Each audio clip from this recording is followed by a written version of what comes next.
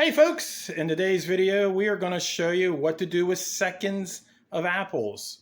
We got a half a bushel here, and what are they called, Dee? Galas. Galas. And we got a half a bushel here. What are they called? John Mac. Johnamax. Okay. And so what are you going to do with these, Dee? Right now I am making them into apple snits. We eat a lot of them over the winter.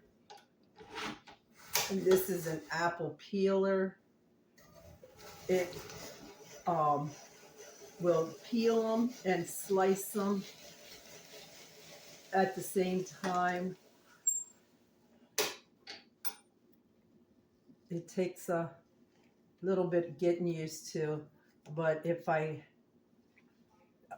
and then the apple peelings, I don't throw away either. I save them and I make homemade vinegar out of them. So it's apple cider vinegar, and it's real easy to do. And I know some people don't like it, but it's got a better taste than the stuff you buy in the store. It'll get the mother in it, and the mother is good for you. So, yeah, I'll take in when I'm get some pieces like this. I make apple butter out of it, but these I'll cut in half, and all the pieces I laid it aside, and then this goes on my dehydrator.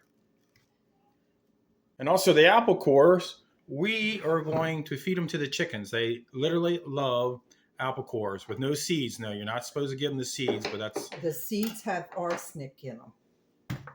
Okay, I just lay my apples on the sheets. I know some people use absorbic acid and dip them in.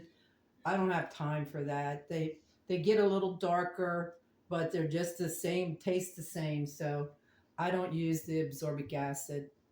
And this is all I do. I stick them in the dryer that I have at I think it's 135 degrees for apples.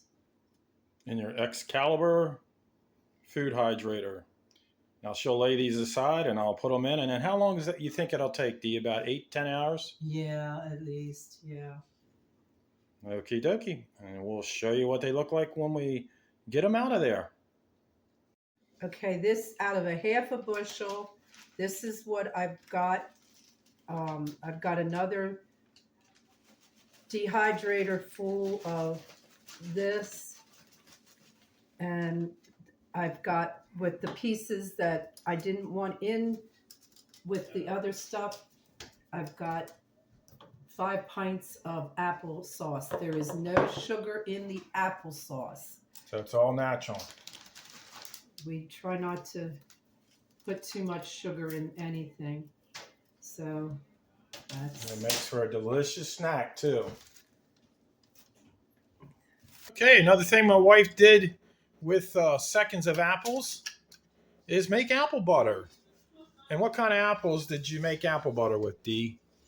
I tried Cortland this year to see, we're doing taste testing on our apples and seeing which one makes better apple butter and apple snits and applesauce and apple pie. But I made Cortland this year.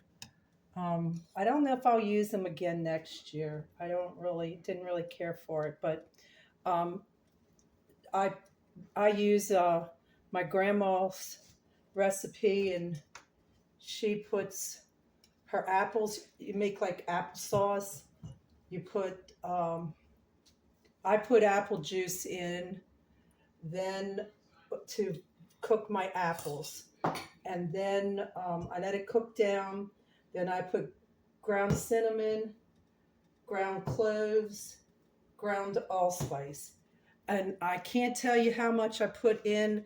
Honestly, we just do it to taste the way we like it. And that's it. And pretty much you pour them in the jars when it's ready like you do peach butter, right? Right. And I let it cook down a little bit more than what it is. It's pretty runny. So it'll cook down more. Now, when it cooks down, does it thicken up? Yeah, that's what I'm waiting for. And then I'll put it in my jars and seal it. Now, I'm Dee's taste tester. She just had me taste test to see if she needed to put any more spices in, and she did, and she got it just right. So, don't you wish you had smell-o-vision? This stuff is amazing, and it's great.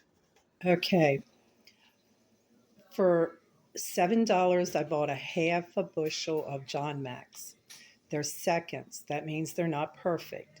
But for what I use them for, they don't have to be.